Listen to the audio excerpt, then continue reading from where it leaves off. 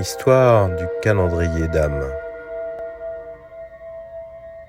celle des âmes suspendues, compteur numérique d'un autre temps, oriflamme de la conscience.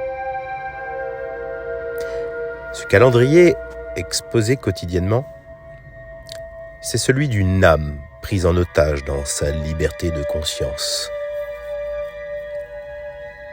Parce que nous avons exercé notre liberté de conscience sur le consentement libre et éclairé, principe sacré et inaliénable, nous avons été suspendus dans l'attente d'une sortie de crise sanitaire, d'un retour à la vie d'avant, comme avec la mise en place d'un pass sanitaire ou vaccinal.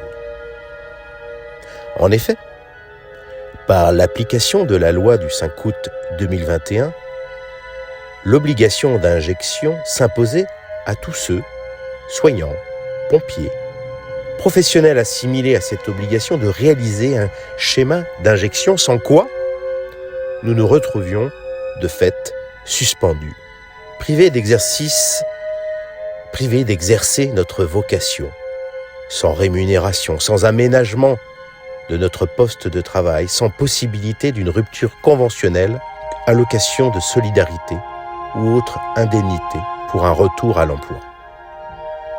Certains, des juristes entre autres, évoquent ce statut comme une mesure conservatrice en attendant des jours meilleurs lorsque la crise sera ou serait derrière nous.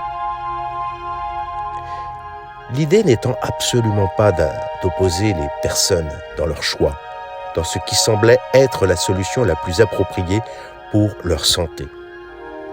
Ce compteur que je dessine sur le calendrier, c'est une trace indélébile, numérique, reflet du temps qui passe, de cette prise d'otage sociale, celle de ceux ne pouvant exercer, pour tous ceux qui ont exercé leur liberté de conscience.